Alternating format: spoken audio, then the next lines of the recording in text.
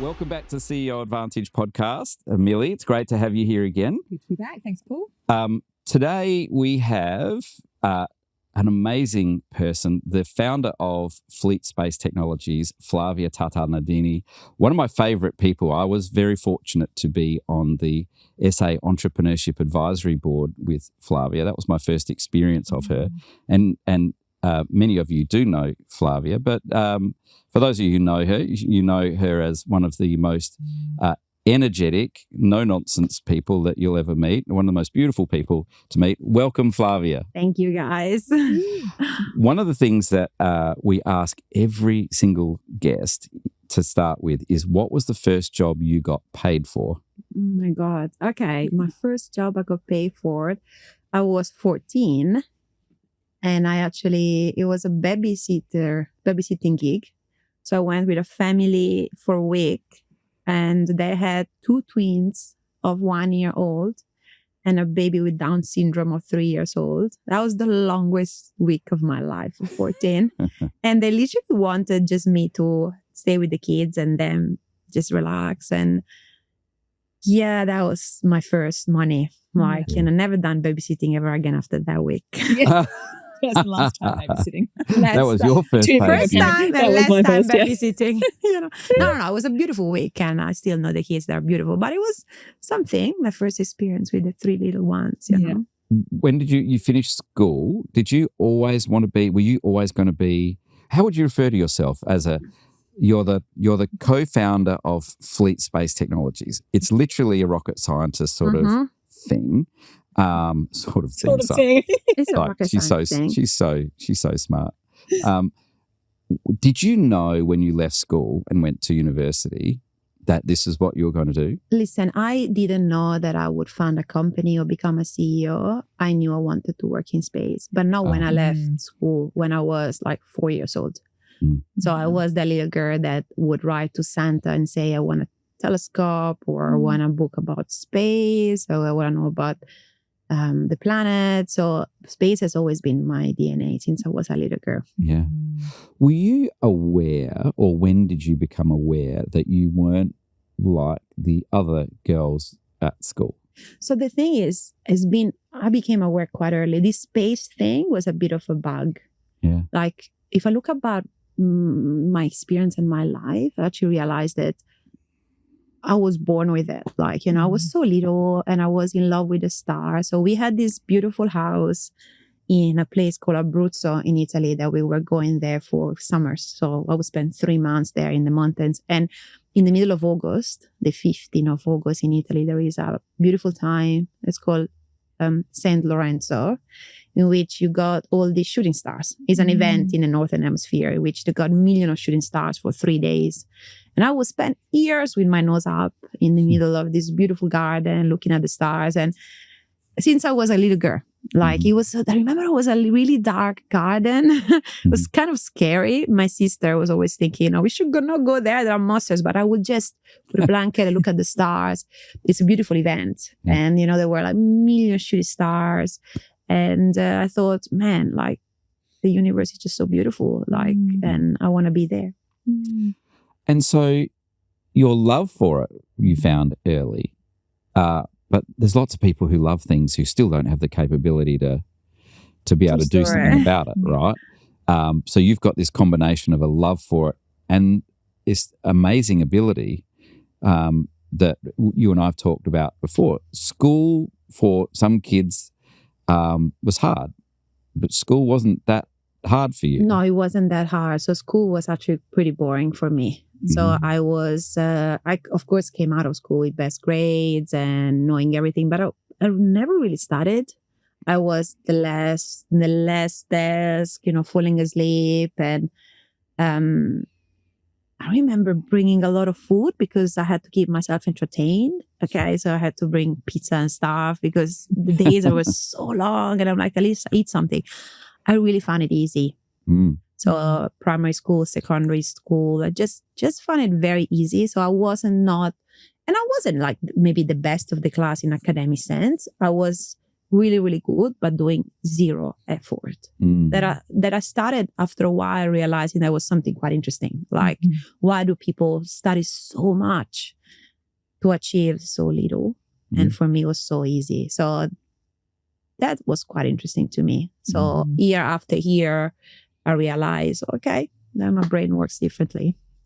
So you were aware fairly young that your brain worked differently. So that gave you the opportunity to, and we'll get to that, to find something that you love, but you're also exceptional in the world of people at.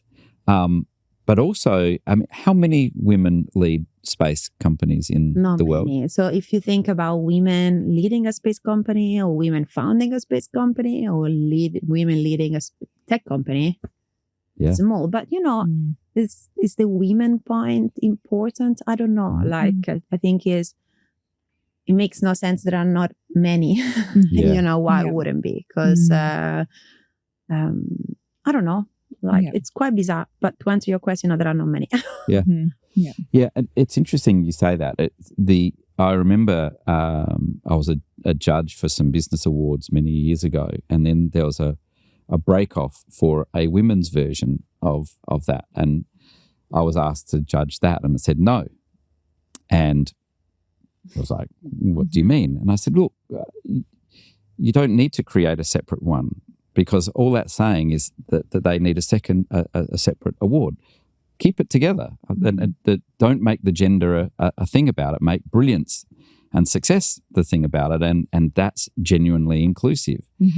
And this was quite a number of years ago, and I got quite really told off about that. But I still believe that today. And you said it. It's like it's not a gender thing. It's quite a complicated topic, because for many, many years I always thought it's not a gender thing. When girls comes to me and say, how can I become a female CEO of a rocket scientist? My answer is always, be the best at what you do.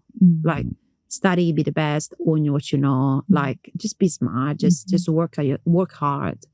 It's never about anything else. But for many, many years, I had your thinking a lot, saying like the real inclusivity is not to separate it. For many, many, many years. 5-6 years ago, I'm going to tell you this story. I posted something on LinkedIn, like just randomly. I look at this photo of 5 years prior that, in which I had, it was a beautiful photos of me talking to Loreto. That is a school here in South Australia with all girls. I was invited to speak about it, about me and entrepreneurship and rocket science, but I couldn't find a babysitter for my kids. So I had my 2-year-old and my 4-year-old with me, and they wouldn't leave me. So I had to give this speech with them, holding them. And there was this beautiful photo, and I posted on LinkedIn, and I wrote like, good memories of this photo, spaces for girls, like, nothing can stop us, something silly. I woke up the day after and the photo went viral. And for many, many years, I think up to now, it's still the most viewed photos in the history of LinkedIn. I know it's not TikTok. It's not that cool. Okay. But what happened to me that day is that from that moment on, I couldn't use LinkedIn for many years. There was millions of views and 60,000 comments that I got exposed to the word in a different way that I was saying it. Because, the post started getting viral in Asia, and then it went to Middle East and then US. And during those years after the post, women and men posted all their experience about how they see diversity, like, do we actually need to talk about the difference in women's, and, or is like what you say, like, there is not, just bring it together because there is no difference. And I realized that we are in a lucky country. Yeah. We are in a lucky country, and I'm a pretty confident woman in a lucky country. There were 30,000 desperate posts of women that have got a little bit of difficulties. Some women got fired because they replied to my post. Wow. It was the most confronting year that I have ever had. And then I realized that, the work is not finished of bringing women up to speed. So my first thing is always to reply and say, there is no difference. You just need to work. But at the end of the day, unfortunately, there is still there. Yeah. So you go to uni. What did you study when you went to university? So I did a bachelor in aerospace engineering, so mainly studying physics and airplanes, and then a master in space engineering with a specialization in rockets. Amazing. As you do. As you do. As you do. Doesn't everybody do that? As you do. And then what did you do? And was that in Italy? It was in Italy, yeah. Yeah. And so how long did that take you to get through all of those? So it was for 5 years. I did a little bit less than 5 years. And then I did my final thesis in the European Space Agency in the north of Europe. Yeah. So that was interesting. I am not an exemplar student. I've never been. So uni was boring for me too. So I have my best friend, still have her. Like we went to uni together. She would attend every single lesson. I love sleeping. Okay, this is something that comes out of all my podcasts. You know, I sleep a lot, but I would not wake up in the morning. I would go to lessons 11. I would copy her stuff, but everything. I've got an incredible memory. Like I got an incredible photographic memory. So I'm able to read a book and give it back to you. Like it's just how my brain works. Don't cross Flavia. Remember it. So I remember everything. You know, it's really, really, really interesting. So then I realized I had this superpower. So I really didn't need to be there. I didn't need to study. I just need to read. You know, so... Yeah, university was also an easy journey for me in a weird, bizarre way. That's not true because it's tough, you know. Yeah, it's a lot of exams, but yeah, it was pretty interesting. I really enjoyed going to uni because I became really good at pool, and beer was only 20 cents when I went to uni. And I figured out what's the minimum number of classes to show up at. That was my first question. What's the minimum number of classes I need to do to get my degree? Yeah.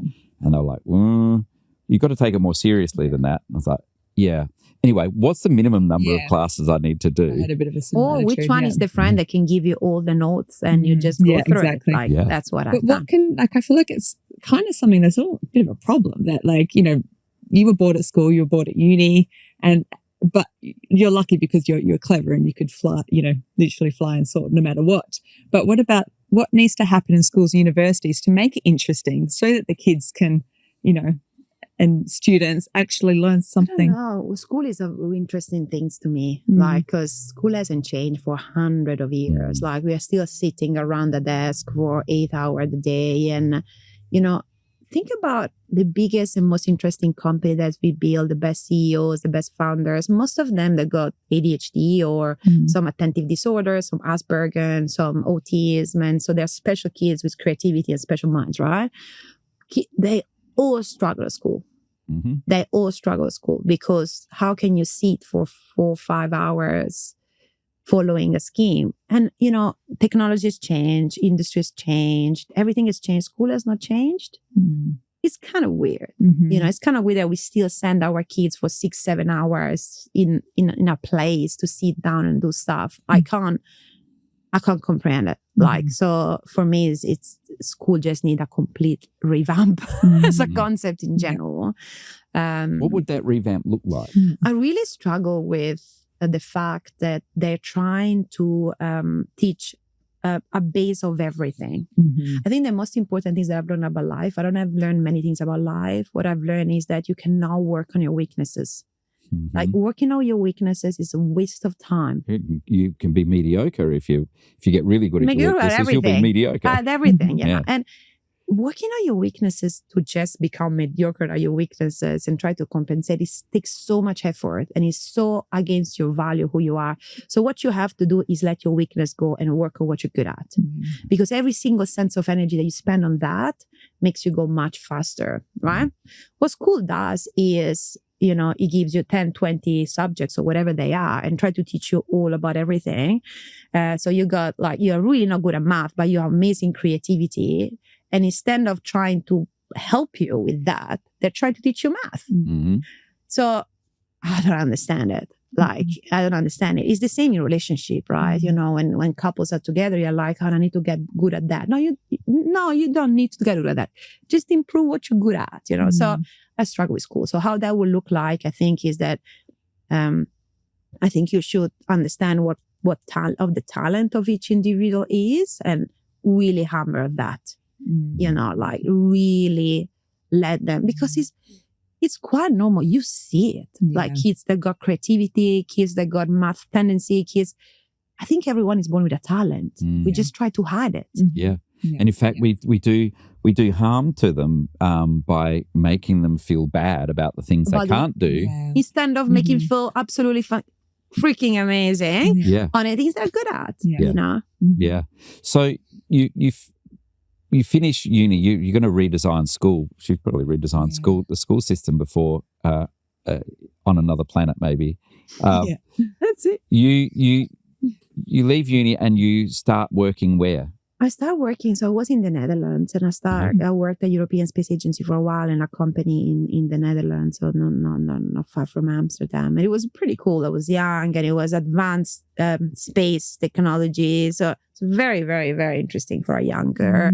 And I worked for 4 years on these moon missions and Mars missions, so sort of propulsion system and technologies and rockets and satellites. It's pretty good. Yeah. And it was a big company, and, you know, I was selected as a talent. And honestly, I don't think I'm an amazing engineer. Like, I'm an okay engineer. I think I know things, but I don't feel that I got selected because I was like this incredible engineer nerd. I just I could understand multi levels of things. So I got selected, and interestingly, first I got selected in this group of high talent in the company, and I was like, 26, 27 at the point in time. Then I got sent for 6 months to Doha to help with the defense business in the Middle East. That was a great experience for me. But then I met my first husband in the Netherlands, and then I moved to Australia. So that's what happened there, more or less. Yeah. So I come back a bit. I just don't want to let slip by that you said, I'm an okay engineer, but I understand a lot more things. And there's a lot in what you just said, and so I don't want to just breeze over that, because what you're talking about there is not just the powerful logic that is engineering, but you've got such good humanity and good. You care about people, and you listen and you observe people. That's what's uncommon about people who are really good at engineering. They often don't like people that much. Yeah, I know. I got a lot of engineers at Fleet, so I can tell you that's the truth. Yeah, but you've got an engineering mind and you like people. Is that what you're talking about? Is that what made you stand out, do you think? Yeah, that I agree. But also, like, I think it was people. I think it was just not accepting the status quo in general. You know, when I was all my life up to high school and also university, I had this weird feeling inside me that I had to do something, that I would do something big in life, like in space related things. I didn't exactly know what it was, but it felt like something big. Just the other day, I was thinking about, I had a conversation. I had this boyfriend in high school, probably like, I don't know, year 10. And I remember that it wasn't my boyfriend at the time anymore, but I really liked him. And he was there with his best friend, and they were saying, you know, I'm going to become a lawyer, and I'm going to become whatever he wants to become, a doctor, you know, this boring old school things. and I said to them, I'm going to become something bigger. And they were like, you're not. And I'm like, I promise you I will. Okay. And they're like, what are you going to become? I'm like, I don't know, but I'm going to do something to change the world, not to change just like a couple of people's lives. And like, what is it going to be? And I'm like, and I remember the day, like, yes, it was, I said, you see, I will do that. Like, now I think about the moment, like, who cares about demonstrating anything to those two people? Like, that's useless. But I always had that feeling that something bigger needed to happen. So when I was in the first 4 years working, and it was just about, hey, this is an engineer problem, you have to solve it. I don't know, like, hey, we gotta build a system of these systems.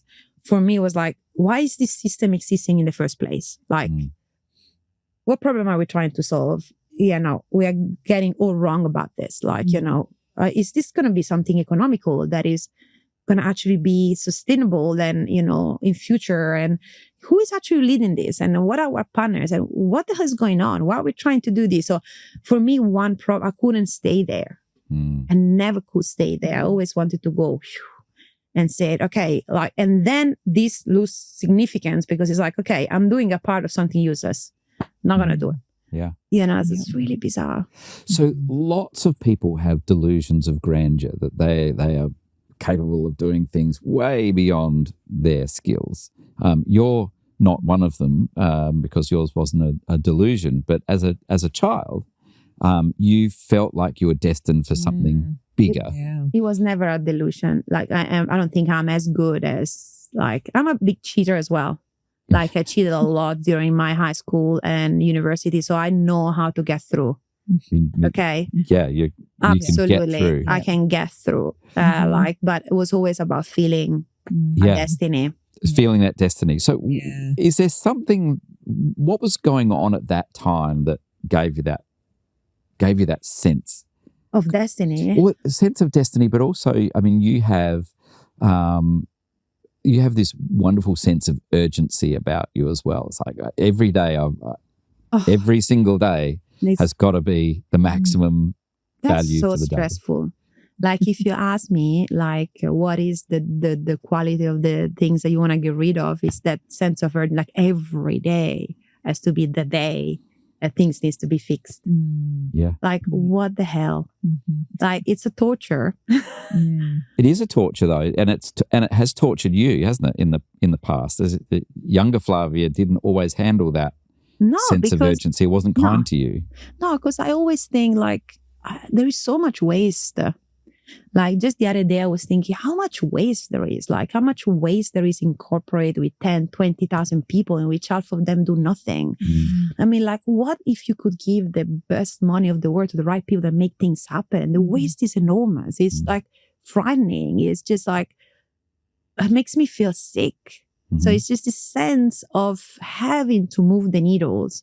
I don't know how people just go by. Do you know what I mean? Yeah. What happened to my life? I don't think I had a wonderful life up to that point. Not exactly an easy one. There are not a lot of people that know about my childhood and my teenage time. But we were in a beautiful family with 2 parents that really love each other, 5 kids. I'm number 4. And my dad was an entrepreneur, and for a series of crazy events, he lost all his money and they divorced. And I was probably 10. And it was a terrible divorce. It was devastating. It was a divorce of 2 people that really loved each other. So from one moment we were rich, the moment after we got the police taking everything away from us. So we went from having everything to having nothing, plus having a mom really suffering through that. All my family through teenage time suffer of mental illness, one or the other. Me too. Like I suffered for terrible depressions those years. So we were just almost fighting for our life a little bit. We didn't have food, and we went from being so rich to have nothing and having to work and having to take care of ourselves. We were playing professional basketball as well those years. It was really fun. But I had depression for a long time without realizing. So we got hit by a lot of mental health issues those years because it was really tough, that divorce. Like it wasn't a good divorce. It was terrible. Like I don't wish anyone to experience that. So, but I kept going, and I started just because of, and all my siblings did that. They're all amazing. But I think those years there was like all over them when, I don't know, for me it was like,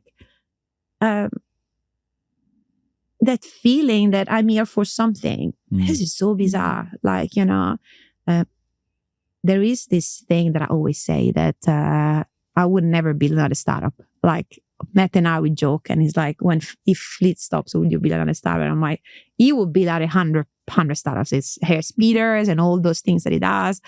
But I'm like, no. But there is one topic that really interests me that is related to what I was saying before, that I think there are a lot of things we don't understand about the connections of the minds. Okay, so why, I know this is maybe become a little bit deep, but why was I born in a family in which no one cares about space? No one was showing me space. Like it's not that you have a dad that works at NASA, and you get obsessed about something. You're like 3 years, you get obsessed, and then you're 4 years, you get obsessed, and 10, you're obsessed, and you keep going. And then why is that? So there has to be some genetic that goes through history or your life, past life, or so one of my other startups would be understanding the connections Yeah. of DNA. Yeah. Have you ever done a past life regression? Yeah, I love past lives, you know. So I'm one of the most crazy scientists that you ever met. Like, you know, I'm a scientist, really. Like, Yeah. but you talk to me, you're a friend of me, I will talk to you about reading cards and, you know, reading the palm of your your palms, or like all sorts of people that look at the future and the past, because I believe there is some scientific evidence that we haven't measured yet. So there is some science that we don't know yet about how things get moved through lives. Okay, because I got the luck to be born in a skin and a body of someone that felt that I had something to do in this world. Okay, and I'm telling you, this does not come from this life. So if I ever will be able to build another startup, what I want to do is, I know this is crazy, but I want to monitor the brain of this kind of people that read your past and future, and understand what parts of the brains leads up when they read the past and future, to understand if in the brains and in there's a connections to history and times. Do you know, that's so crazy? But you know what my dream is as well? I always said when I'm retired, I want to get people to experience past life regression, because I've experienced it myself and it is fascinating what you can get at. So that would be like, So my theory about life is that, you know, when gravity wasn't discovered as a physical thing, no one could understand what it is. Science is called when you can measure it, right? When you can measure something, then it's science. If you cannot measure, it's what? Like witches and black magic. Okay. So now we think there is a lot of sort of black magic to anything, like connections or thinking about someone. But I think quantum will give us a lot of answers that we don't know. Quantum is a very interesting concept, right? So it's the concept that two cells that have been in contact, they got separated, and even in times they are still got a connection. How fascinating! There is, and I'm sitting here trying to remember there's a scientific theory that I wish I could remember it, where they would show that animals. So there was one of the experiments was that sheep, with those sheep crossings, that some sheep on one side of Australia worked out that if they rolled across it, they didn't. So the other sheep copied it. But within a year, on the other sheep side in Western Australia had figured out the same thing, but those sheep hadn't come into contact. What happened there? There is so much we don't know about the human brain. And for example, at Fleet, we work on satellites, right? Okay, so you got these little geophysical sensors on the ground that talks to a satellite that is flying at much speed, at 500 kilometers in the sky, and they communicate, okay? Because communications and Wi-Fi and wireless communication is amazing. I think there is communication between cells, and there's so much we don't know. Well, there was also that the extension of that was how people, if we're in a crowd, how in a crowd do you know, because you can feel it, somebody's eyes on you, and you turn around and you'll see somebody who's staring at you. How did you know that was happening? And of course, we don't know how we knew. We don't know because we can't measure it. Like, I think quantum, I think it's all related to quantum, analysis of the world, like the next level of physics. You'll see in 50, 100 years, we'll have answers to everything. We will have answers to past regression. We'll have answers to reading the future. We'll have answers to destiny, that you feel like destiny. It's all going to be scientifically proven. That's my next startup. Yeah. So there you go. What an interesting moment there as well. So the many of the people that we speak to who are entrepreneurs and CEOs are interested in the business and the craft of leadership and the craft of business. And you're the first one we've had who said, well, it's a very successful business. Said, well, I wouldn't do that again. I would follow something different. And I find that really fascinating that you're our first guest who says, I wouldn't do this thing again. Is it because you're not interested in the business part of your business? What is that? I think because I'm in this world for a destiny that related to space, and I would don't know anything else. And the thing that I've told you is that I would do a startup to understand why my destiny was being in space. Yeah. Fascinating. So I've learned, I'm really fascinated about how to build a business. It's really, really incredible. Like, because I'm generally fascinated about growth, like personal growth, people growth. Like, if I think about the girl I was when I started Fleet and now, you know, when you're a founder, it's not given that you are still CEO forever. Like, actually, very little given about that. Yeah. So every year you just need to grow and learn and grow constantly. And I always said to myself, if I bring Fleet to be a unicorn, it's going to be amazing for Fleet. But how amazing is the things that you will learn? Like, I found building this business exactly as scaling the freaking Mount Everest. Like, it's the hardest things you can do in a career. Building a business, it's hard. Yeah. It is really hard. Yeah. And building a unicorn business in Adelaide. Yeah, that's in double hard. space. Double hard. I was like, yeah, you're doing that extra tough. In my 25 years as a CEO, one of the hardest things to find was a consulting and advisory firm where they'd actually been CEOs. I created CEO Advantage to be the advisory firm I was looking for. Go to ceoadvantage.com.au and find out how we can help you and your team be the best in the business.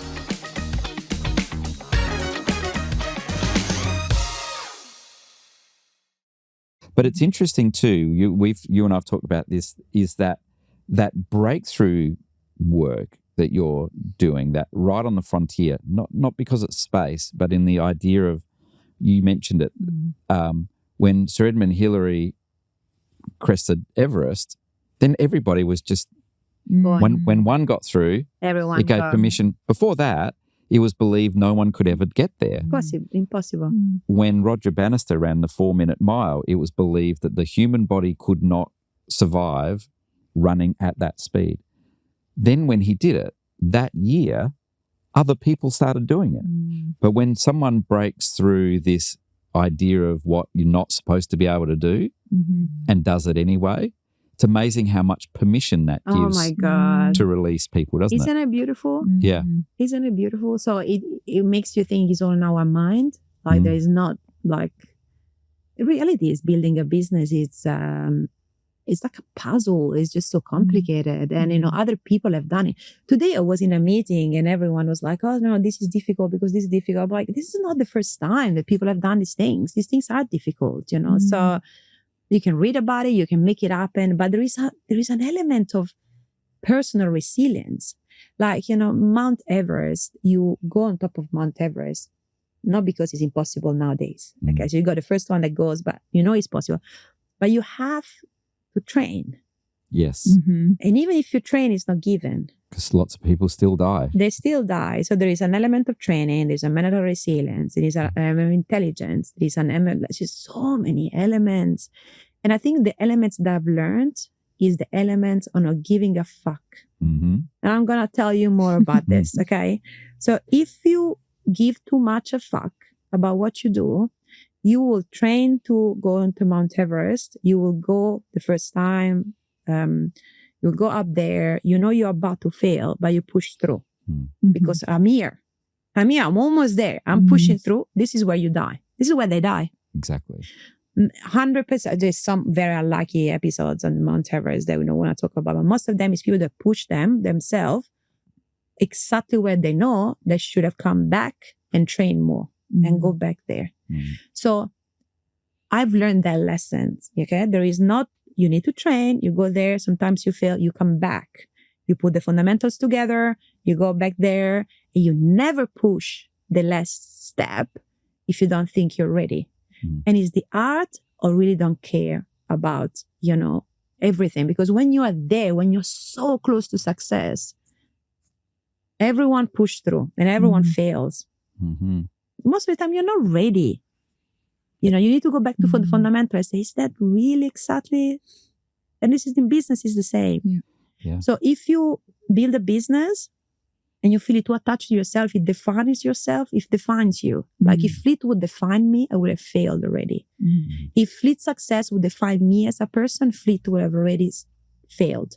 Because a couple of years ago, 3 years ago, when I was thinking, this is the path, we're just so close, let's go, let's push through. No, but most of the time I've held back and say, no, this is not perfect. Let's go another direction, or let's fix the fundamental. It looks like a short-term failure, but it's a long-term success. The only way is to detach yourself. So it's the art of not giving a fuck about business. That's I've learned. And not making attaching your identity not at all to or somebody else's ego, definition or of success. Your identity or zero. Yeah. So talking about fundamentals, what do you believe are the fundamentals of fleet? The fundamentals change when you build a business from zero to now, and from now to 10 years time and 100 years, because I really hope that Fleet will be a 100 years company. What I always say about Fleet, I always say this sentence, I don't know, a lot of people really listen when I say it, but I always say it's a honor to lead Fleet. Like, it's like, you know what they say, going back to very mystical things that we don't know about, but we will know, that kids, when you have a child, the child chooses you. Okay, you have a child, the child chooses you to be a parent and protector. Fleet chooses us. We didn't choose Fleet. So we are honored to lead it until we can lead it. And you need to make Fleet independent from us, like you do for a child. Eventually that child needs to go to Mexico for a trip for a month by himself and survive. So you really need to grow something enough for that's something to leave you. And the fascinating things that the same with children or a company is that if you do that, they never leave you. You just stay attached. You're like, just go. Okay. So the fundamentals change. Like, we had 4 or 5 years of market fit. That is an incredible difficult thing. Like, market fit is hard. In technology, market fit, it's hard. Like, no matter what people say, it is hard to find. And then when you think you found it, and then you go from 0 to 3 million to 10 to 30, that you feel like, wow, it's happening. Then you go to market fit. And go to market, it's even harder. So the thing that the hardest about business is the fundamentals change in blocks. That's it. Yeah. When you go 0 to 5 million, 5 to 10, 10 to 50, 50 to 100, 100 to 500, 500 to a billion, you are running 5 different companies that have got 5 or 6 different fundamentals. And the hardest point is when you cross the next phase and you're like, oh, okay, we are in another fundamental. So isn't it interesting? We talked in an earlier podcast with David from Vinterloper, and we talked about a Harvard article from the 60s called Evolution and Revolution as Organizations Grow, and that it's at each of those revolutions that the doubt creeps in and it gets hard. It's smooth sailing, and then it changes and it pops out and it's a whole different business. And then it grows a bit more and another revolution happens. And the challenge for many businesses is that's traumatic. Very traumatic. And then the smooth sailing feels like a relief and a reward for going through the pain. It's not going to last forever. But then when you see the next trauma, lots of businesses level out because they can't go through it anymore. And also, as businesses get longer and they go in through those gateways and become more successful, when they're little and you've got nothing to lose and everything to prove, it doesn't matter. But then you get to a size where now you've got something to lose and something to prove, and you're not just responsible for yourself. Those revolutions become bigger, the consequences become bigger, and it's very easy to grow a big busyness that's not making any money anymore. And for many founders, it's not fun anymore because all these people have opinions on what you're doing. How have you navigated some of getting through those? So the thing is that those changes that you call, they're real thing. Okay. So most of the company, even small, unfortunately, with founders that cannot go through that pain, that they flatten. And that's fine. Like, that's fine. some that's companies their choice. flatten up $30 million revenue. Great. Like, you pay that. It's good. Yeah. Okay. I've never been in business to do that. I want to see how we reach $1 billion revenue. Is it that possible? Can we do it? That's where I want to be. Yeah. Okay. But those moments of trauma and pain are quite often.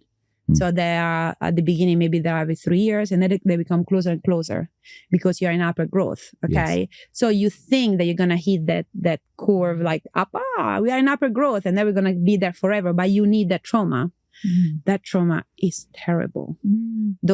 So what I've learned is that you just need to see signs that it's coming. Okay. So you just need to learn the signs. It's coming. It's 3 months away. We need to get ready. And what you need to get ready is changing the business and changing the fundamentals and changing your life. Like as a CEO, as a founder, as a core leadership team, as a board, whatever you mentioned, and employees, like if we keep doing what we're doing, we're going to stall. Yeah. Okay. So there are 3 options in front of us. We're going to hit this, and we're going to stall, and we're going to coast. That it's fine. We can do it. We're going to go through the trauma and grow. We're going to go through the trauma and die. Because that's the thing. There is the third option. That if you go to the trauma, you don't cope, you die. Yeah? You don't go back to... So most of the people don't risk it. Yeah. In 1970, Alvin Toffler, in his book Future Shock, talked about the illiterate of the future will be those who can't learn, unlearn, and relearn. And the unlearn part gets skipped over because people get to those barriers and they try and pile on new learning without letting go of old learning. And he talked about how in a world where the volume and velocity of change exceeds the capacity and capability of people to cope, True. then a key skill will be unlearning as much as it will be learning. How do you, because when Fleet started to where Fleet is now, everything's kept changing. Yeah, of course. How have you let things go? What examples can you think of where you've unlearned some things? So what rule that I have, for example, for me, the moment in which I feel, so I connect these moments for me to the moment in which I have a capital raise, okay? Because Fleet has got a capital raise always to go through that. Otherwise, we could have just gone, like in a normal path. We get a capital raise. So organic growth is not your thing. Try to propel, okay? Because I try to go through that pain as fast as possible. Okay, so that's my way of doing it because that pain organic growth could last a year. Yeah. And a year through that pain of change, it's just a lot. So I try to get the pain on myself doing the capital raise and have the team go through that pain for 3-4 months, 3 months and grow. So this is the first important things. So the other rule that I've got is every time a capital raise, every time we go through that trauma, we need to focus. So my rule to unlearn is focus. So every time we raise, that is counterintuitive because people think you raise $150 million, now you can do it all. My idea is the opposite. So we have raised $50 million, we have raised $10 million, then we raised 20, then we raised 50, and we're under 50. Now I just wanted to focus. So what are the things we're going to say no to? Yeah. So what are the things that we're going to learn? So my team knows that after capital raise, we spend 3 months on learning. So this is not useful. This is not useful. This is not useful. We forget about this. That's a lesson. Great that you've learned it, but it's not going to help us. Okay. So that's what we do every time. It's the most painful process and people fight it so much. Yeah, they do. In a way that you don't know. So this is my rule to go through the pain. I always say to everyone, if we have capital raise and our valuations is 2x or 5x, you need to grow yourself 2x or 5x. Each of you. So what does it mean for Flavia to go 2x? What does it mean from a software engineer to go 2x? Because I realized that we go through that trauma much faster. So I don't know if a trauma that lasts 1 year in organic growth of a trauma of 4 months is better. Because a fast trauma is as bad as a long-lasting trauma. Okay. Because in that 4 months of trauma, people don't keep up. So as an organization gets bigger and has more staff and it has an organizational structure, inertia becomes a really big risk because people's power sits in the structure, not the outcome. And here's Flavia coming along saying, outcome, outcome, outcome. My outcome is to be great and do these great things. But you're building a structure that has a very, very strong track record of Killing the dreams. Killing the dream. It does, right? But it's a very efficient killer. Yeah, it's a great killer. Because people have their identities, even though you're not attaching identity, other people attach identity. How do you navigate that? So in a very realistically, what I've realized about myself in general as a founder, as CEO, that I try to hire people smarter than me and making sure that doesn't happen. There's not very many people you can it's hire. Really hard. But the reality is that I go in founder mode a lot. So founder during this period. So founder mode is very disruptive, is very annoying, and is very critical for the company. Is literally having the radar in which you identify the problem at the point in time in which no one can solve. Founders have got other things I have to say about founders. Founders, they got amazing brains. If you have a problem in your organizations and you can't really solve, you should hire a founder of a company. Their brains work in mysterious ways. So founders, even the best C-suite can freaking solve all the problems, okay? So you start identifying a part of the business that is like failing, just go in like a freaking bulldozer. It's terrible. And you pull it apart. You pull apart the structure. You put apart the layers. You just don't stop, okay? And then when you fix that, another one breaks and you go on that one. It's just like a circle. So you just described a thing. If we go back to the future shock idea, and then so how would you go about growing a company when and how would you be literate in unlearning? Flavia just described the role of, would it be amazing if companies in that situation had a chief unlearner? So here's all the things you know, and I'm going to fuck all of that up and start again. And people will go, no, you can't do, you can though, because that's what's going to. Easy. But people are afraid of pain. No, people are afraid of change. They're afraid of pain. Like Focus, for example, that is my learning tool. It's really painful. It's really scary. Like people don't want to focus. Focus is a choice. Yes. I'm learning all these things. I'm firing all these activities. I'm focusing on this because I think this is going to be successful. Who knows? Is that part of, earlier you said that a lot of founders struggle at school because they have, whether it's Asperger's or they have ADHD or all of those things. But the flip side of some of those conditions is the ability to hyperfocus. Yeah, of course. Intermittently hyperfocus. Now, sometimes they overdo it, but that's a part of that trait you're talking about, isn't it? This and hyperfocus. It's an ability to identify the problem. It's just the rest is waste of time. Because some brains can't focus on everything. So you just focus on really what's the big problem. Being a CEO, as I always say, is being of the other side of a horse and getting shit in your front of your face every day. You have to solve the biggest problems that no one can solve. That's what you have to do. And your job is to solve problems. I mean, if you're a CEO that doesn't solve problems, you are doing it wrong. Because it means that your problems are not coming to you.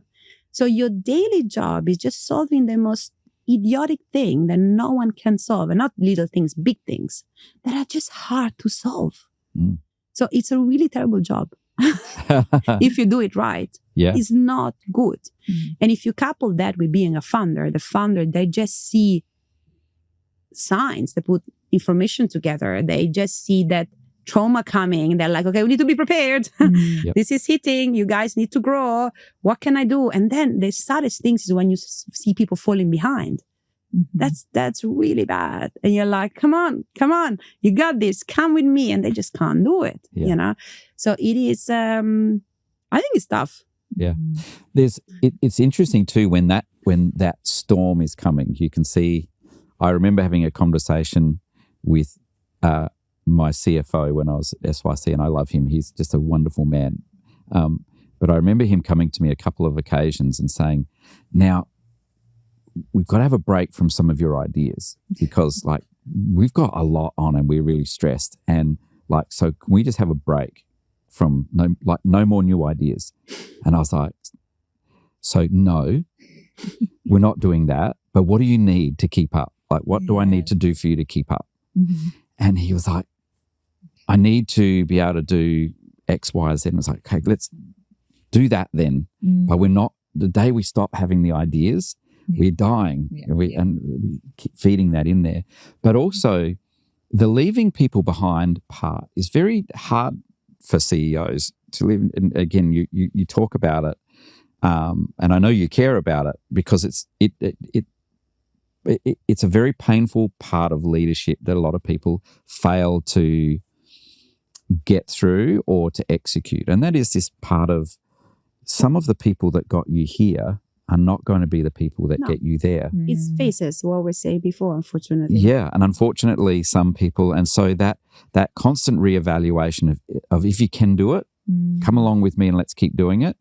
If you can't, listen, I'm going to give you some instruction or some training and do it. But if you won't because you're saying, but this is how it works or this is you're out. It's bad. But you've got to be filtering like that all the time, don't you? It's really bad. And you need to become really fast at it as well. That is really, really terrible. Yeah, especially because you were saying that, especially when you go through a raise, you expect your team to go 2 times. Like, what's their level up, level up, level up. So you're constantly wanting your team to level up. But how do you do it? Like, what do you have at Flavia leadership training department that are, how do you encourage them to level up? What do you actually do? Yeah. This, of course, you work. So at Fleet, we try to be very data driven. So, for example, I hate one-on-one. Like, I am going to be a CEO that admits that I hate one-on-one. I want a waste of my energy, a waste of time. Like someone that sits in front of me once a week for 1 hour telling me all his problems. Like, what? Okay. I just look at data. Like in the past years, I've just data all over the companies inside out, from HR to sales. So like, because people, they lie and they don't understand things. And even the best of the best, even me, like we got a lot of assumptions about the word. So for me, when I try to level them up, is putting different targets, harder targets, like what is your department? You got this data set, these are the targets, now I'm going to double your targets. So every basketball coach that I had, really the one that really, really annoys you are the one that care. Right, the one that says, now you're going to do this. And now, you reach this and you're going to do that. And you hate them. They're just such a pain. Okay. But because they care. So for me, it's putting them targets. Now, the point is, do people, I don't think I'm a good leader. Like, I'm really hard with myself in general, but I don't think I am, because I believe that if I have to train the people, they're not the right people, they should train me. Yeah. Like, my team is here to make Fleet successful and help me to get better as a CEO and grow a lot together. Like, I'm not here. A CEO is not a coach. You can get a coach. Get a coach. Like, I can get you all a coach. And I tell to everyone, you need to do that, guys. You can go get a coach. Like, I'm giving everyone a coach. You can have everything you need. Like, I give you courses, and do you want to do governance courses, MBA, whatever. Okay. For me, startup coaches are the best, give a lot of training and stuff. But at the end of the day, if I feel that I need to put too much effort on my direct report that I've got 50 people around, we are done. I mean, these people should come and make miracles for their people and me and make me grow. So I like to work with people that make me grow. My old chairman used to drive, I was listening to you and it's like, he used to drive me crazy when I would be saying, what do you think we should do with this? And he'd look at me and go, why buy a dog and bark myself? He'd go, figure it out. And I'd be like, right. And I'd go and figure it out and then come back and he'd say, there you go. That's what I pay you for. Yeah. Some of my direct report is like, I really make difficulties to make decisions without having one-on-one with you. And I'm like, why? Like, in the one-on-one with me, we should say, well done for what you achieved. Really proud. Go girl. Go. Like, like, why? Yeah. And some people are amazing. Some people, they level up so fast. They like the challenge and they're so creative. I love those people. Best to work with. How many people work at Fleet now? 163. Yep. And when did you start? 10 years ago. 10 years ago. So it was just you and David started Fleet. Yeah, I don't know what David is, but he's Matt. Yeah. I had a big. Where did I get David from? Yeah, who is David? Oh, surprise! Don't tell Matt that it was David. Cut that. We'll go back and we'll do that one, Nick. We'll cut out David and we'll say, so when you and Matt. Who the frog I don't know. is I don't know. I've got. I do know where that was 2 podcasts ago. I'm getting delirious. So it's gonna get. We'll cut back into this. When you and Matt start. Do it again.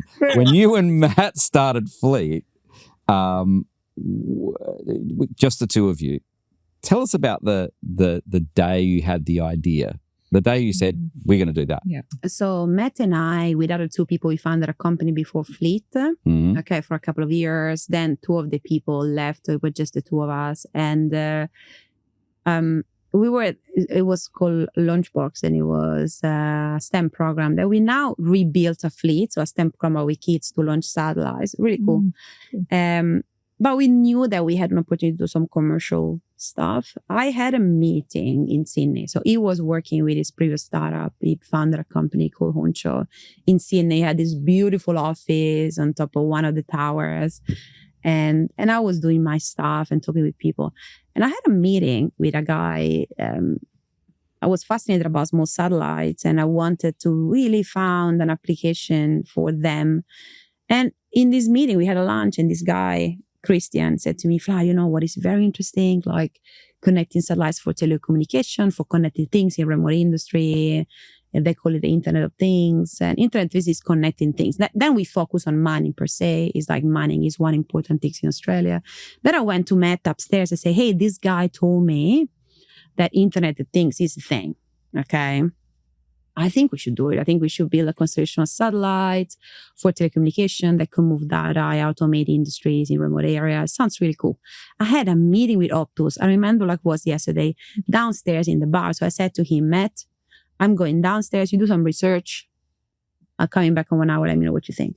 So after 1 hour, I come back, sit on the couch, and he's like, hey, I think this is great. I've read online. There are not a lot of satellites that connect things in remote areas. And I think we're going to call it Fleet. This is the logo. And I bought www.fleetspace.com, and we are in business. And I've done it. It's all, we got an ABN. And I'm like, really? So that's how Fleet started. And Fleet has got still the same logo, the same website. And that's fantastic. Of that day. And so that was in Sydney. Yeah. I was living here, but he was living in Sydney. Ah. So, yeah. And so when did Fleet come back to Adelaide? Oh, it was always in Adelaide. So it was always where I was. So it was always in Adelaide. Yeah. So that was the 28th of August of 10 years ago. I remember because I was pregnant with my daughter. I was like 7 months pregnant. I remember because my mom was dying. She was diagnosed with pancreatic cancer. So it was, what would you do 7 months pregnant with your mom dying? You find Fleet. You start a company. So we started a company, yeah. So it was an interesting period. There's an interesting crossover.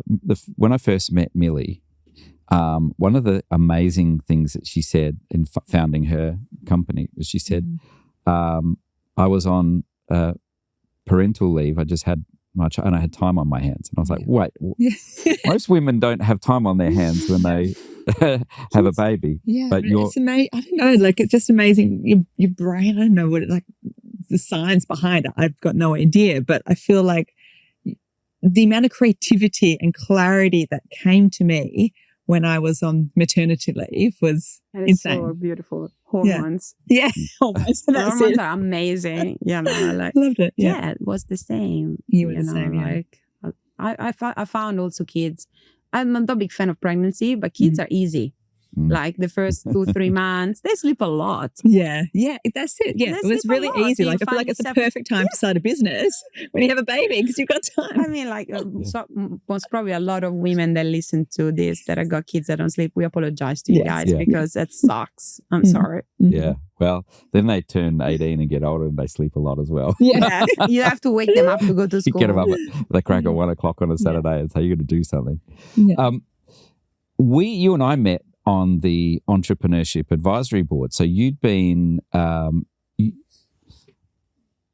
Fleet was not just a company that was starting to do a thing that you dreamed of. Fleet turned you into Flavia the rock star. But it did. We sort of you went from clever Flavia, who's working in a startup, to Fleet took off, and Flavia became synonymous with this powerhouse smart person building a satellite Internet of Things in the mining industry. You were doing all the things that had ticked the sexy box and you became a bit of a rock star. And so when I first met Flavia, was on the Entrepreneurship Advisory Board, and there was some pretty clever people. We've had one of them. We've had at least one of them on our group. We had some pretty cool people. I remember one of them. Yeah, one of those guys was also pretty clever as well. And there's Flavia, this woman on the Entrepreneurship Advisory Board, completely dissatisfied with mediocrity. What is going on? And nothing was good enough. It was Never. like, this is ridiculous. And so if you wanted something disrupted, you send a delegation of Flavia, and she says, "This is fucking terrible." Yeah. You actually talked about that the first time we met. Oh my God, that's a terrible reputation. That was a fabulous. Well, depends on your angle, right? But the drop a bomb. Can you explain? Like, you were talking about how when Flavia enters a room or board meeting in particular, and something is wrong, and you will just come in and just drop a bomb. No. Well, we were. I don't remember that conversation. I remember where we had it, but I don't remember the content of the conversation. But I do remember that thinking about it, and this idea of you could see Flavia tighten, there'd be a problem, and it was a difficult problem, and it was particularly if a bureaucrat was describing it, and you could see Flavia Get intense. Yeah. not talking for a moment, and think and at first I'd not seen it before, and then there would be this eruption of, well, this is bullshit. Yeah. And she'd sit back in her chair and she would just go, this is bullshit, and here's what you need to do, and just have no regard for what social cues as well. Well,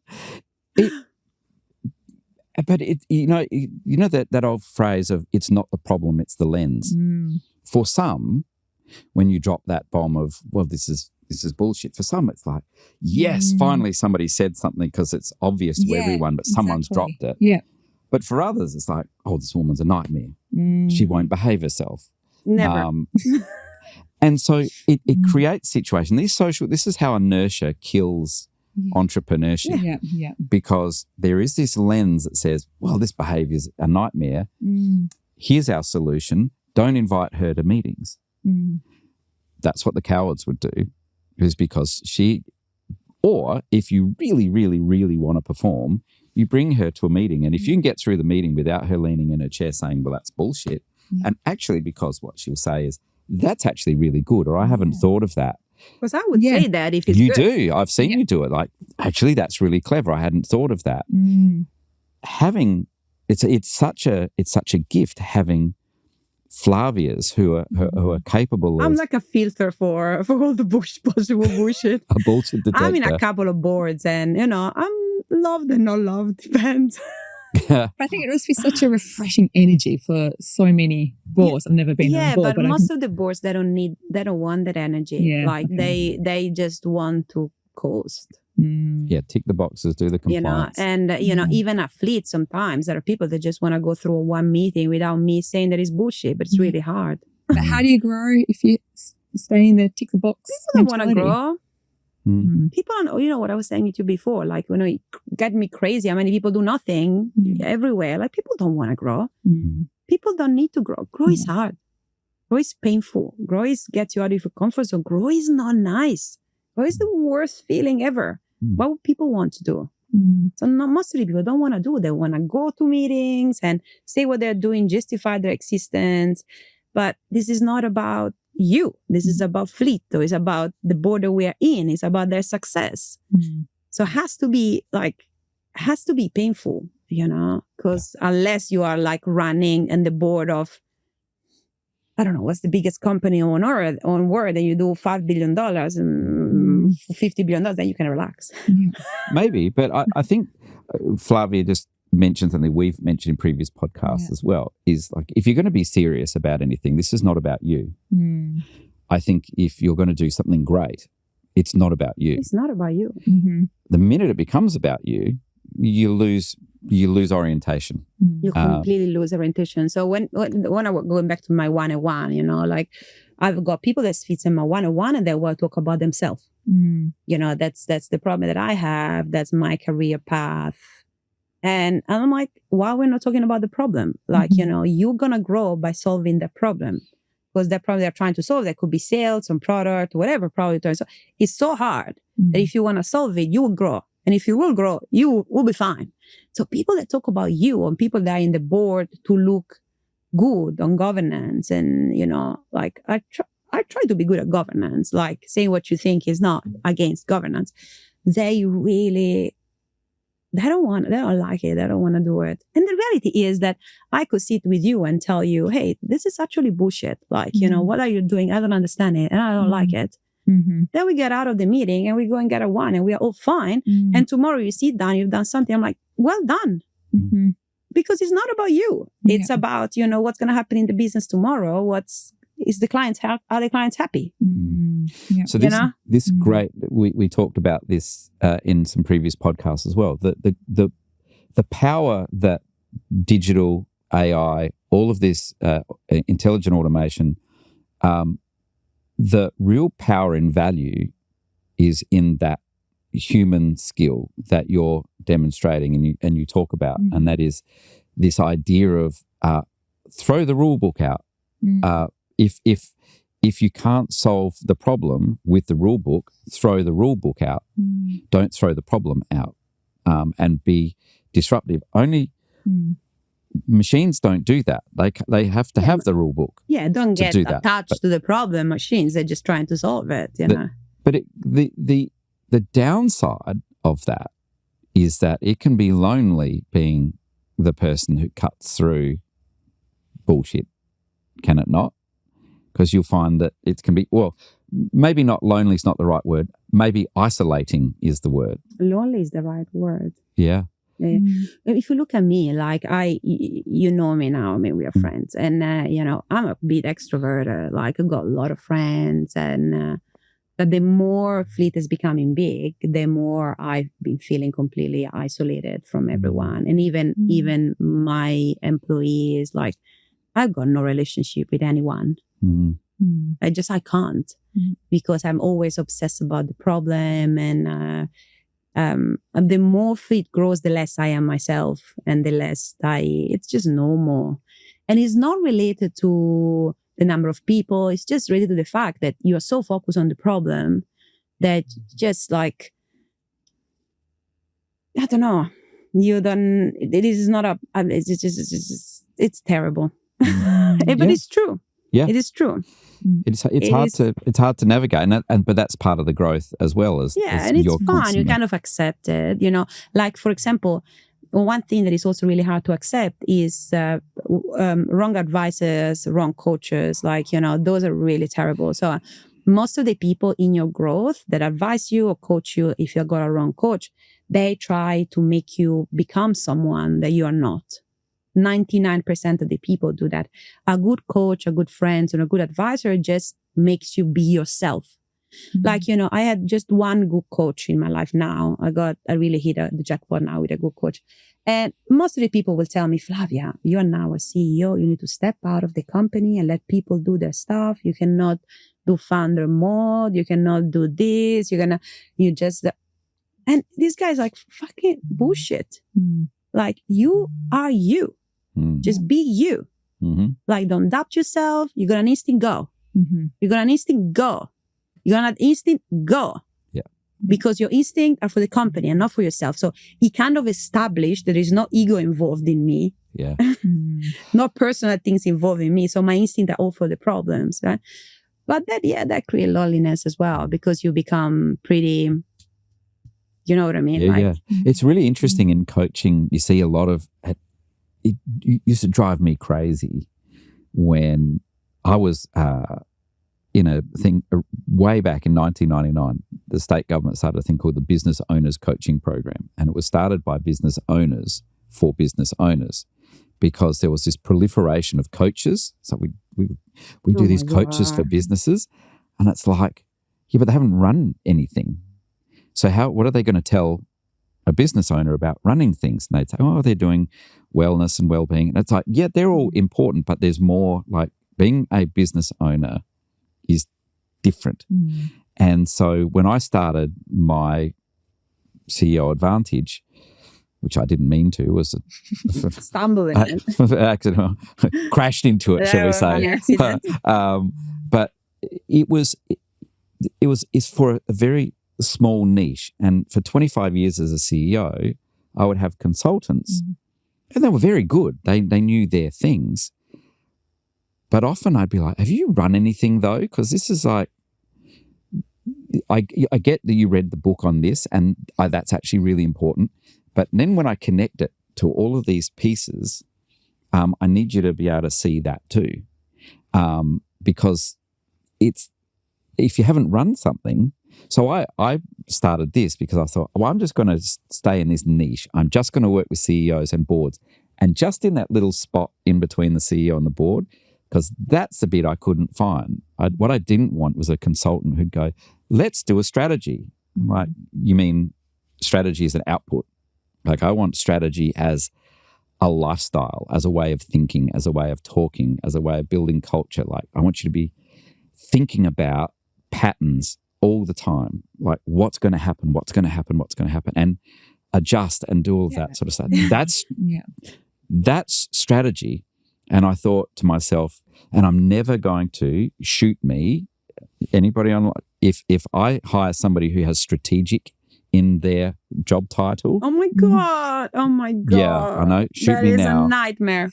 Like, what does that even mean? Some of the employees that comes to me and say, I want to be in a strategy position. I'm like, man, that's like strategy. It's how your brain works on a daily basis. You see danger everywhere. Yeah. Like, you enter in the office, you wake up in the morning and you see like a 360. Your strategy is a 360. So it's like telling everyone, I want to be the chief officer of something that you should be, like kindness. Like, it should be part of your personality. Like, that drives me crazy too. Yeah. I don't understand. What do they do? Do they run workshops, or they think? I don't know. It's interesting because I had a coach, we had a coach, Matt and I, for many years, a sales coach, that great friend, amazing coach. And Fleet sales start growing so much. We love him. He's still a good friend of Fleet. And last year he decided to enter in the business. He loved Fleet, the growth so much that he decided to become our CRO, Chief Revenue Officer. Great guy, like San Francisco, absolutely amazing. And he worked for us for a couple of years, and then he went back to coaching. But when he went back to coaching, we spoke a lot about the difference between coaching and doing it. Okay. And I said to him, what have you learned, by doing it? And he said to me, what I've learned is that I could not follow any of my coaching advice, because when you do it, you got feelings and fears that are uncontrollable. I found it super interesting, that a coach that was brilliant, with all the techniques, when he was in the job, he had fears and he couldn't follow his own advices. Yeah. What's the old saying? The plumber's tap always drips. Yeah. And there's a much more unkind one, and that is, if you know how to do it, do it. If you don't know how to do it, teach it. Yep. But there's a lot of because there's resilience there. There is an element of your brain. So most of the people at Fleet that are high performing, they are very high level sport people. Oh, you're right. That I think is something that I've learned, that I've got that are different level of resilience. That they have just like they're disciplined. So my role is discipline. You have to show up every day. You have to make a good decision every day. You need to commit to, you have to do just keep going, never give up, just resilient, just keep going. Are you sick? Keep going. Just keep going every day, never stop. Mm-hmm. Okay. I remember when my head of sales started, Jose, in that position, he said to me, we had this big target. And he said to me, how are we going to do this? Like, I have no idea how we're going to do this. What is the word? And I told him discipline. Discipline. There is a lot that sports tells you, but discipline. It's like, even when you are in professional sports, when you don't want to wake up and run. Mm-hmm. You want to wake up and run? Even if you are the person that is in the Olympics, they do not want to wake up and run that day, or they go, then they feel better and they go. So there is something in the brain that constantly say, just keep going. You got this, keep thinking. It's amazing. Yeah, actually, we've had quite a few leaders that come from sporting backgrounds. It's normal. Yeah. Being your basketball background, you would really connect with your team or your employees. It's quite normal. But it's also the sport and the elite sport is, when we're talking about strategy, it's also about you learn in elite sport to look at your opponent. You're looking at your plan. You are inventing plans and making. Yeah, you read signs. You're just like. And you learn to make micro decisions rather constantly. than, don't wait for a big one, make micro decisions. And if that proves wrong, make another. It's amazing how many people get caught up on not making decisions. They get frozen most of the people. in indecision, as opposed to decide. And if it's wrong, decide. When in doubt, decide. And keep deciding. When in doubt, decide. Yeah. You know, something that I've learned and I admitted to myself as well, there are some decisions that just the CEO will have to make. Yeah. Like there are some decisions that some people can't just do. Yeah. And that's okay. I mean, that's okay. You take responsibility. Yeah. But come on, like, I don't understand. When we're talking about leaving people behind, when you go to the next level, these people sometimes are amazing. Yeah. They're incredible. And in their parts, they really helped. So what is the next skill that they need to have? And sometimes they ask you, what is the next skill that I need to have? Like, why am not, it's hard to formulate. Like that ability to make decision and grow, you can't put it in it's just not something you can describe. I think you have to have the elasticity of decision and changing, as you said, like constantly every day. What is the next thing? What is the next thing? What I'm learning next? What am I breaking next? What I'm learning next? Yeah. So what are those, a question that you love to hear is that, what skill do I need? Do you have some other questions that, you just love it when your team ask you and you're just like, ooh? I don't know. It's really hard for me. The one are really hard. Like as I really like. I prefer to spend time with people and inspire them about the vision of what we're trying to do instead of spending time with them instead of officially. I don't think I'm a coach, so officially coaching them. I know feedbacks are important. I don't think I'm really good at feedback. I'm not good at everything. Because I found feedbacks. Like, come on, everyone wants feedbacks. No one likes them. So, I think the best way to test someone is give them targets. Like, hey, this is where I want you to go. This is what I want you to do. Can you give it to me? Yeah. And I don't care how you're going to do it. I don't care. I trust you. Just go, So most of the questions that I'm asked by my people, I don't like them. Yeah. And I avoid them terribly. Yeah. Questions that I like is the most important things for me with people is I see people in 2 years bunches. Like I know that this person and myself as well, are gonna reach our top in 2 years before the next phase. So I'm trying to understand with them what is going to be the failure mode in 2 years. Okay. So I'm saying, okay, you're going to fail and I'm going to fail in 2 years. We're both going to fail.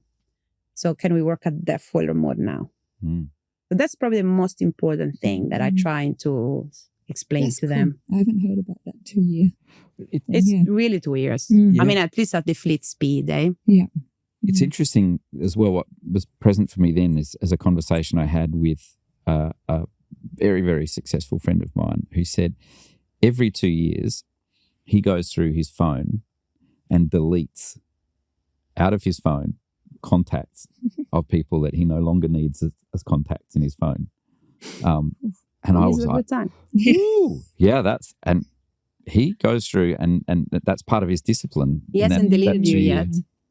No, he hasn't. That's good. Managed to keep up. But and it's funny though, when you, now that you know that, it's like, oh, I've got to make sure that. But his view is he's very successful and he's very busy. And the more successful he is and the busier he is, the more people, of course, want things from him. And so, which is fine because he's very generous. But on the other side, he's like, fewer and fewer people add value to me. Of course. And also don't decrease your energy. Like, you know, that's they don't fill your cup. They're taking out of your cup. They're taking from you. One of the you use the word trust then, and I find trust is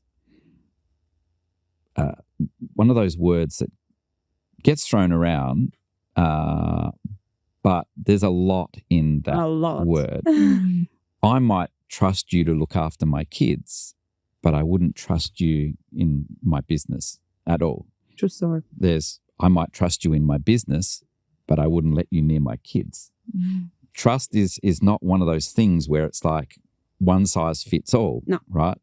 I might trust you in this window for this piece, and then other than that, and do you find, or is that just me? Is it you compartmentalize? You have context for trust. It's not just a one size fits all word, right? I think when you're a CEO, you got hope. You have a hope that you can trust. Yes. You know, you just want to get to a point that you think, oh my God, this person is just going to deliver and deliver and deliver and deliver and nothing is going to change. And God damn it, I will trust him to do that part. Okay. But then, you know, I was having a conversation with someone that just now, and we were talking about the fact that, you know, you're doing these things so well and I trust you in these things. Don't ask me to do something else because I don't know if I can trust you in that, you know, like, I trust you in this. So trust you is something that needs to be gained as well, you know, and trust people, it's the most, just like heaven. Like when you get to a point that you're like, oh my God, like this person is going to do better than me. Yeah. God damn it. That's like the best feeling you can have as a CEO. And a founder. It is so beautiful. Yeah. Like, I don't think people understand how liberating it is. Yeah. And how you have hired and fired thousands of people to find that person that you're like, you know what? I trust you. Like you go there to the meeting, you really know it's going to be okay. You know? And it is one of those things as a CEO that is people don't realize, or it's easy to underestimate. But when you find that unicorn of a person that you just go, whoa, you're going to be more successful than me, and you're amazing. There's an enormous sense of pride that you feel. It's almost parental, where you sort of go, I created the opportunity for you to do that, and you took it. And so, like, it's almost like get the popcorn and watch. Like, I get to watch you. It's amazing feeling. Yeah, you know, and like a kid, sometimes you're afraid they're gonna step too far. They wanna need someone else. You're like, no, not ready. Yeah. I don't think you're Come back ready. and ask me. At least it's just a polite question, maybe. But they don't need you. Yeah. But I agree with you. Like, trust is in compartments. You know, some like you trust someone, but we don't not trust it with everything. You know. But part of that trust is a trust in yourself that you'll survive betrayal or failure. Because when someone breaks that trust, if you trust someone and they let you down, it's easy to not trust people, because that way you don't get hurt so much. Oh no, yeah, like. But it's risky to trust people, because if and when they let you down. I mean, I've been let down by people at Fleet, particularly the one that I trust, you know, because when you're a CEO, you can't, I mean, like you try, particularly when you go in founder mode on the most complicated things, you need to accept that you have to let some things go. You do a trade-off. You're like, okay, I'm going to trust these people because I need to focus there. Not everyone will succeed here. There's going to be other problems. They're going to let me down. Not all of them, but some of them. Okay. But I really do struggle when they let me down. Okay. Or if you know me, you work with me, I'm terrible at letting people go. So when I know that someone trust was broken or they didn't perform or that, I'm terrible. Like that's not my strength. Like I can sit with you in a meeting and cry. It's all my fault. I mean, I'm just so bad, and I'm not improving and getting worse in time. Okay. So just like, this is one of my weaknesses. I'm not working on it at all. Okay. But it's happened in periods in people lost my trust and the company suffered tremendously. And the reality is that I had to take the hit, with the board, with the growth and with many, many things. And people don't think people understand. I mean, it's not we are in a war, right? Okay, so we are lucky people doing beautiful things in life. But capital raising, try to grow a company with that pressure the fleet is on, almost $1 billion valuation, raise big VCs, having to exit soon. It is a stress to the body and to the mind. Okay, to your family, the people you love, your friends, your dreams, your relationship, your marriage, your health. It is really, really bad. So when you trust someone and the person, sometimes people break your trust. It's not because they didn't succeed, but they didn't put themselves in the condition to. Okay, so if someone didn't succeed, but he tried everything, I don't think he has betrayed me. Yeah. Yeah. Like someone that betrayed me, someone that even he put himself in zero conditions to succeed. I hate that. Yeah. I hate when people put themselves not in the condition to succeed. That's really, for me, really bad. Something that I don't like. So I don't think people understand what it means to be me or to be Matt. I don't think they understand it. No. And you touched on something that we've touched on in previous episodes and interviews, and I've mentioned as well in my experience, there are days when you can feel that you hurt yourself. Right? You've absorbed so much, or things have happened, and I distinctly know of days where I've gone home to Kirsten and said, I lost a day of my life today. I hurt myself today. You can't see it. I can't explain it, but you just know that you took on poison today that is cost a day of your life. Yeah. But my coach, who's been my coach now since 2018, I find is really refreshing because it hurts the first time I met him, it hurt. And so it still does. And he'd say, well, that's leadership, baby. You don't have to do it. And I'd be like, can't you say something nicer than that? You go, nope. If you want to do it. Yeah. But it comes down to that, right? If you want to do something great and if you want to lead something great, then, you sit and you have a complaint about it and you go, it cost me a day of my life. And it's like, yep, well, you don't have to do it. It's like, yes, I do. Yeah. Don't say that to me, but it's kind of true. Yeah. How do you cope on those days?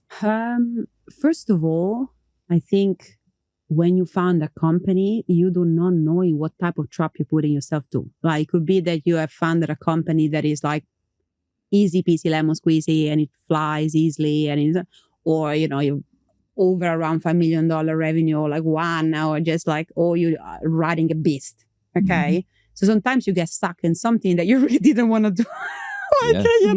So that's the interesting thing, that if I would answer your coach, I would say, I don't want to do this. Like, I got sucked in it and I'm good at it, but there is no way out now. Like, now I'm dedicated to this and I'm honored to serve Fleet with what it has to do for humanity, So, the bad day so I am actually pretty chilled. Like, realistically, I would not be alive if I was not chilled. It's like there is not many days that poison me. Almost nothing that happened poisoned me. So actually the day that are hard kind of stimulates me. Like, when people push the pressure of me, really stimulates me. And I feel like, okay, I'm growing. Like, when the board is really upset at me, I'm like, it's growth time. Yeah. I love that. I'm like, let's go. Yeah. Okay, what do I have to learn?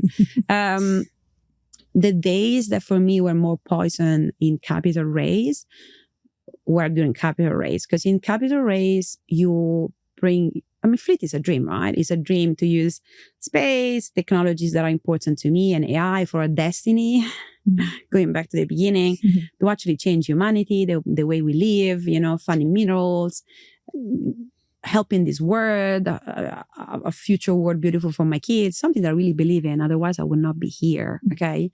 And the day that you pitch it to big investors around the world and they shit on it, or they say, no, it's not good. Those days are bad. So those days, and it happens like when you capital raise, you got 150 no's and 1 yes, right? So you got constantly told by everyone that is a stupid idea, it's still a stupid idea 10 years in, it's still a stupid idea $50 million revenue in, it's still a stupid idea 160 people in. It's never going to happen. Then, I remember one meeting with an investor in which he said to me, the first question I want to ask you is, do you have a chip on your shoulder? He's an American investor. And I said, I don't think I do. He's like, sorry, I just invest in people with a chip on their shoulder. I'm like, what the hell is going on here?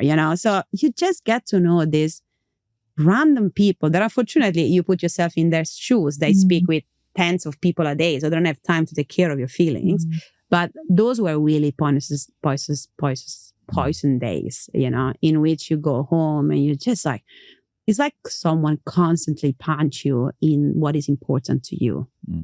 It's tough. Okay. Again, we are not at war and we are not fighting terrible diseases, but when you feel that this is your destiny and what you have to do, it really hurts a little bit, I have learned to switch that mentality in time, and I have learned to just learn from it. So I actually now love capital raising, and every time I capital raise, it really helps my business to tune and learn from clever people. I think there are days that I'm just tired. Like, and most of the things that tire me are people things. People things tire me. Problems don't get me tired. Understanding how we have to change marketing, what is a better product, how we can make our customers happy. Those things are really exciting. Like, how can we find our deposits? How can we change, launch satellites? This is so exciting. It's people. People are just, even people in your company. Fleet is pretty good, but even people in your company are just living their life and working for you, and they're in the little world, and they just like take care of, worried about little problems. Yeah. A lot of people worry about very little things. Why? And even in a company that I grow super techy, I don't even imagine company at 10,000 people, HR should be absolutely overwhelmed, That completely, for me, is poison. Yeah. When you're trying to change the world and you got people complaining about all the little things, it's really underwhelming. And the inertia created by that minutia is almost it's almost impossible to fight. It's a monster. It is a monster. And you can move every now and then, you see the rock roll a little bit, but oh my God. And it's fascinating, how much you can achieve with 3 people compared to what you can achieve with 160. I know when I was asked, we had a couple of really successful growth spurts, and you get asked to speak at different forums about how you're successful and what's your success formula. And I can remember saying, I use a thing called stupid strategy. I'm like, what's stupid strategy? And I said, well, smart people go and find easier things to do and get successful faster. I'm stupid. I just stick at it and keep trying to do it because I know it's going to work. And you could see they're like, well, that is stupid. I'm like, yep. So that's what I do. That's what I do. I do stupid strategy. I'm just going to push this because it's important. And if it's important, someone's got to stay and keep pushing it. And just stay on it. And if it turns a little bit, then it turns a little bit. But if you can turn a little bit and a little bit. And if you can get the intervals of a little bit. You just need the interesting things that when you grow, what I've noticed is that also new people come, and the new people energy is fantastic. Yeah. You know, it's fantastic. And I always tell people that when they come in, they do give their inertia, and also the inertia dies very fast. They come in, I always say, the first month, just write down everything that seems really weird, because you will forget. You will enter into the inertia and get sucked by it. Okay, so that's a really, really good. But what I've also noticed is that people come in and they want to change everything. Yeah. Okay, and you know, and keeping the boat straight to your vision, it takes a lot of like captain command and say, everyone just shut up. We're going there. You're coming with me. Because you people say and come and say, why don't you go there? And I'm like, no, we're not going there. We're going there. Yeah. And you're like, I've been trying to go there for 10 years, you know, like they also don't understand that 10 years, you've seen it. You've seen a lot of it. Yeah. Do you know what I mean? Yeah. You have seen things, yeah. you know, that you're not supposed to see in business, and changes and stuff. It's incredible. Like building a new product for a new market and creating a totally new category, it's just really hard. Because if you fight with like people status quos and people ideas, so think about fleet. Like we're trying to find undercover deposits faster, changing the way exploration is done in an industry that is thousands of years old. Ain't easy, but that's for everyone. Like these things are not easy. So, you know, you just need to keep it straight. So today we were in a marketing meeting in which, you know, we're talking about a new brand, fleet new brand, and they try to talk about, should we change the vision? And you should see Matt and I face. And like, we were just like bowling in the chair. We're like, nah, nope. We are not going to do it. So new people bring energies, but also it's like you're fighting also the new energy to keep the boats going. It's really fascinating. I used to liken it to doing your role and you and Matt's role is like it's like being a shepherd. If you think as the shepherd, the sheep are doing what you want, you're wrong. The sheep are doing what the sheepdog is making them do. And so the sheepdogs are watching every move, and they go round them up, and the sheep do what. But the shepherd is the one that feeds the dogs. Yeah. So, I like it. It's constant movement, never, but you can't make it happen. No, the you can't sheepdogs make it happen. Yeah. And you make sure the sheepdogs are fed and they're looking at you. Everything works most of the time. I agree. Nice border collies, very smart. Yeah. A couple of big maremas to fight the wolves. Yeah. There you go. And there you go. Flavia, you've had one of those days where it's shortened your life. It's a hard day and you're grumpy and everything's gone wrong.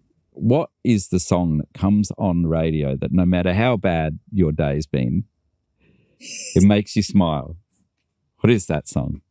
Probably Mr. Brightside. Probably that one. Even if, again, I'm always happy. Have you seen the Killers live? Yeah, I've seen the Killers live. Oh my goodness. My wife sees Brandon Flowers and just falls apart every time. She's like, she is totally in awe of that man. I went to see Fatboy Slim a couple of weeks ago in the Barossa, and had a Mr. Brightside DJ'd by Fatboy Slim. I was dancing for 2 hours, and it was the best time ever. So yeah, maybe that's the song. Fantastic. One of the things that you and I have talked about is, and you're super successful, and so lots of people now want a piece of Flavia. And I remember when I was early on in being a CEO, people said, "Oh, what's it like being a CEO?" And I said, "Well, more people talk to me than they used to before, you know." And I was naturally skeptical of. So I was like, "Well, I know I'm a little guy with glasses. You're not really interested in me. But now, since I've become a CEO, then you must want something from me." And then over time, you realise that's actually that sort of cynicism is not healthy either. How do you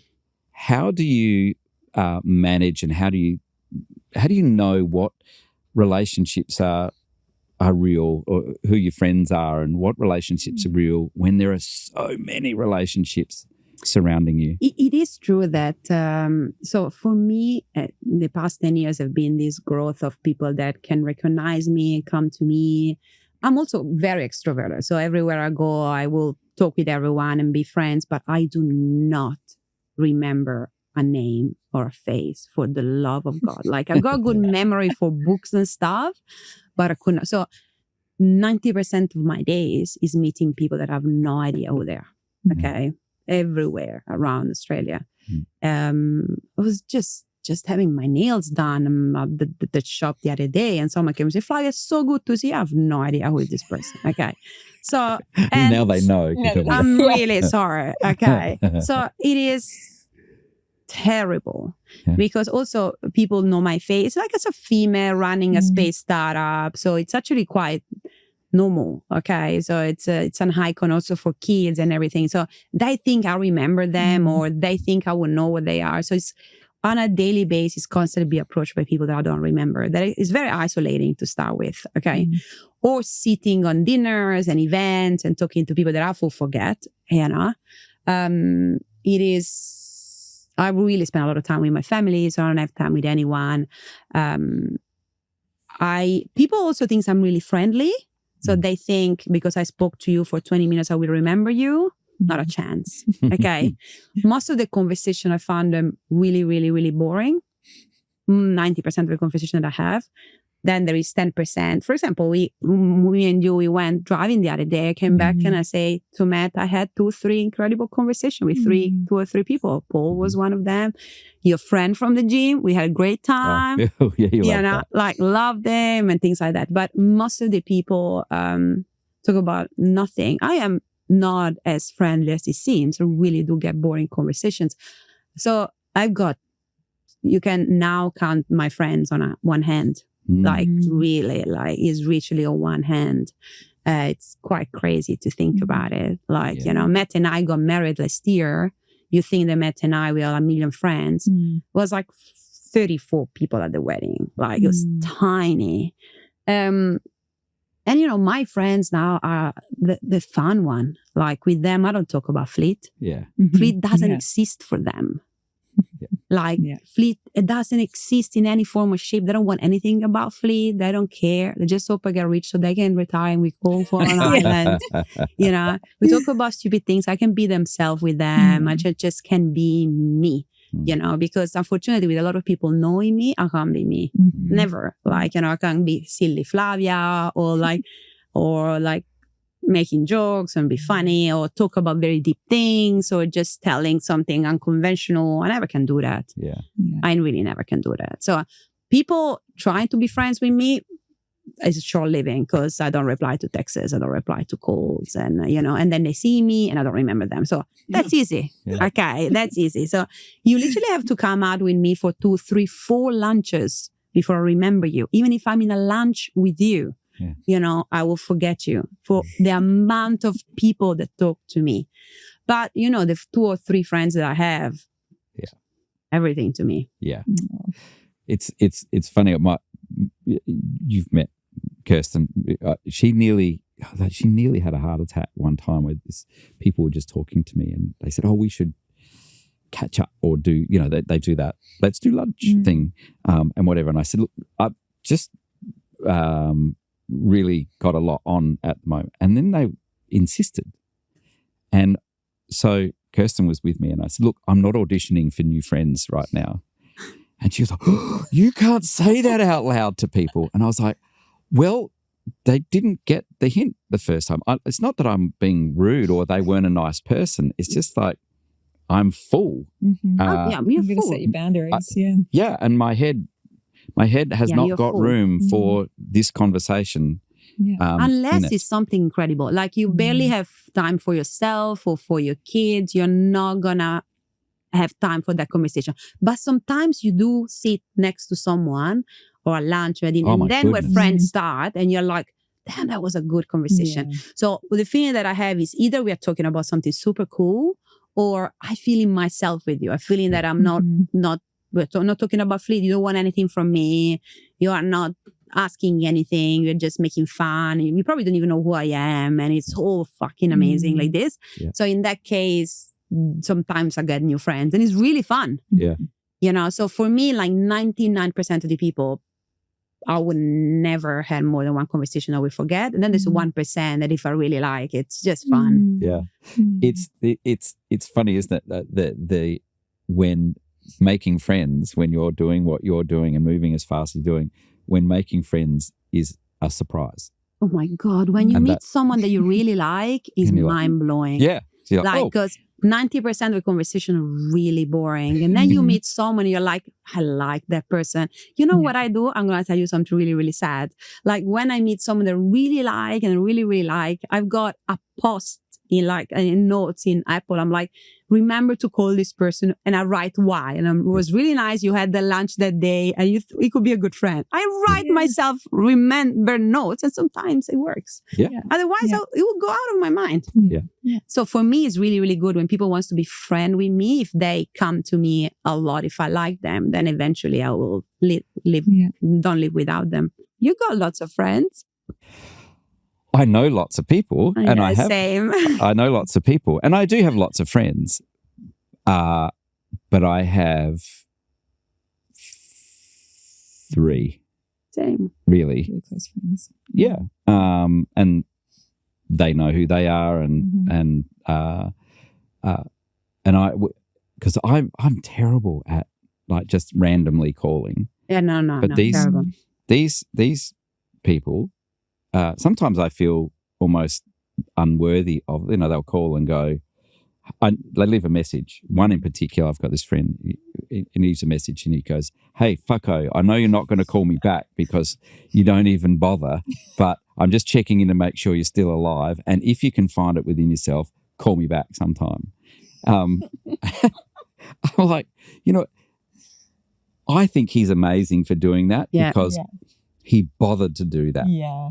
And then I feel bad because I was like, I should bother to do that. Yeah. But I'm sure that when you're with him, you get all the love. Because my best friend, her name is Anna, she would send me a message on Monday and say, hey, this happened, how you doing? Tuesday, hey, these things happen. By Wednesday, she's like, hey, these other things happen, how you doing? By Thursday, maybe on Saturday, I call her. And I'm like, oh, I'm really sorry. What happened to you on Monday? She's like, what happened to him? You sent me a text, but I didn't have time to reply. Oh, that was 25 texts ago. Like, I'm to move on from that. Like, I just inform you. You're not going to reply. Yeah. I'm like, okay. So just like randomly shooting information. I know you read them. Yeah. And I always say to her, I did reply, but it was just in my mind. Do you do the thing where you randomly, like this friend that I was just calls me a fucko, don't call me back. Every now and then when I see his call come up, I think I'm just going to mess with his head and answer it. Oh my God. When I answer to Anna, she's like, are you okay? Yeah, that's what he says. I'm like, are you okay? Yeah. Are you okay? And I'm like, no, I'm okay. I was just free to answer. She's like, something happened, really. I'm like... I do that. It's like, he's like, oh, I was getting ready to leave a message for you. And you can hear he's thrown out by the fact he's actually talking to me. So they don't know what to say. Yeah, like, that happened to me. I can't talk to you. I'm in a meeting. But when I call them, it's incredible. Like when I call them and she picks up, she's like, oh my God, like what's happening? I'm like, I love you. Yeah. And these things I do as well is like when I got like 5 minutes, I don't know, I'm basketball with the kids. I go through all the messages to see all the things that I've not answered for the past 2 weeks. Beautiful. Thank you so much for sharing your time with us. We've really loved it. And I hope you have too, because I know you do lots of these. But thank you for sharing your time with us. Beautiful.